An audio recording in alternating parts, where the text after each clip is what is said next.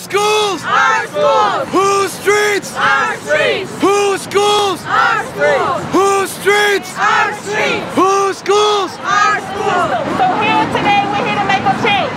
Ain't no power like the power of the people, because the power of the people don't stop. Say what? Ain't no power like the power of the people, because the power of the people don't stop. Say what? We have to end long-term suspension. Yes, we do. They're putting us in prison before they're putting us in caps and gowns. They have. It's atrocious. Our young people are being pushed out of school in record numbers. Students of color, LGBTQ students, and students with disabilities are targeted for out-of-school suspensions at higher rates, contributing to the school pushout crisis. But communities all over the country are standing up and taking action to end school pushout. Doing things like fighting, talking back, chorus playing, coming to school late, etc. may cause suspensions, but it does not provide solutions. We want to see an end to suspensions and we want restorative justice.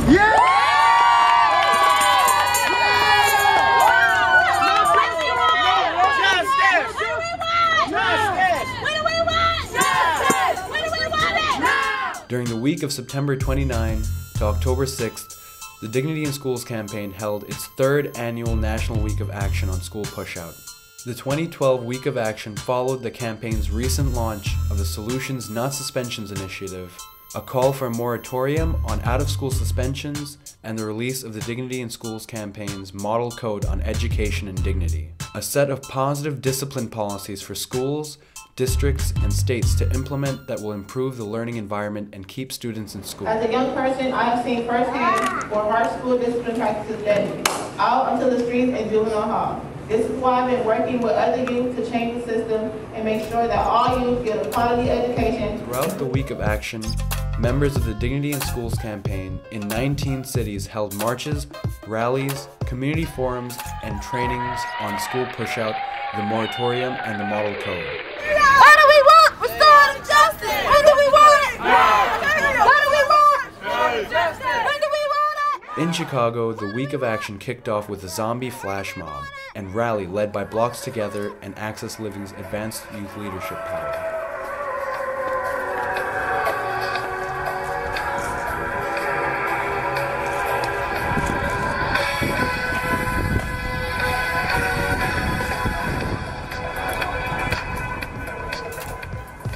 The Chicago-based Power Pack Parent Coalition also held a community meeting to share the DSC model code and a call for a moratorium on out-of-school suspensions.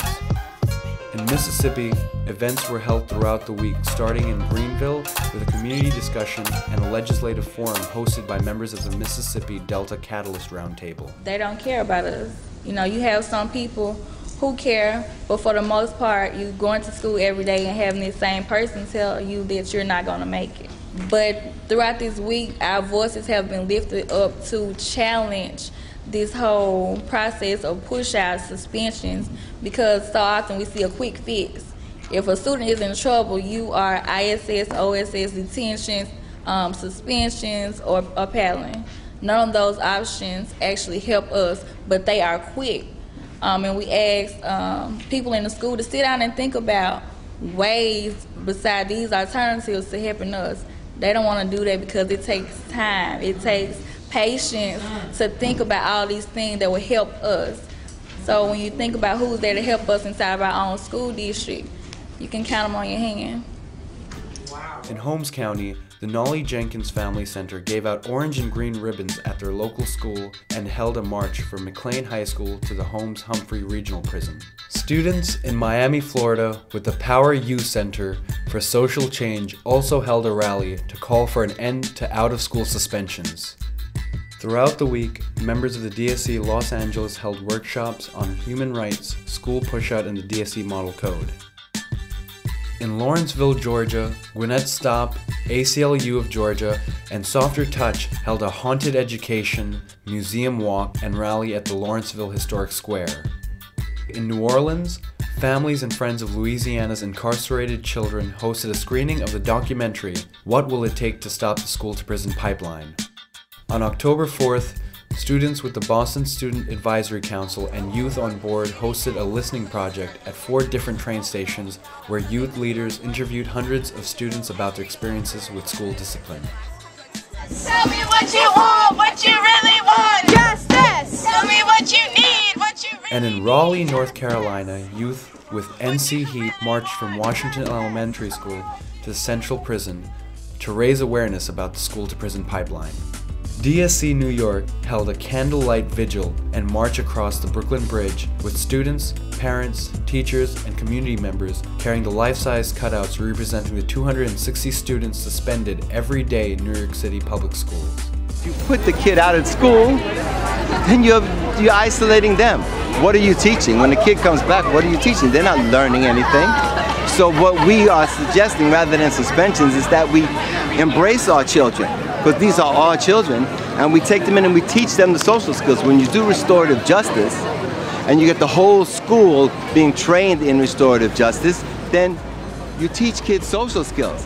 On the final day of the Week of Action, in Oregon, the Portland Parent Union held a restorative listening dialogue to share suspension stories among students, parents, and school principals and discuss restorative practices as an alternative.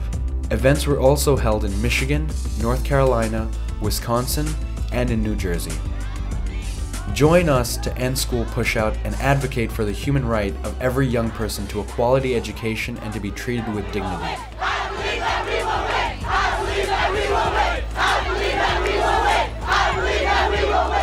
Visit our website to learn more about the annual Week of Action, the DSC Model Code, and the call for a moratorium on out-of-school suspensions.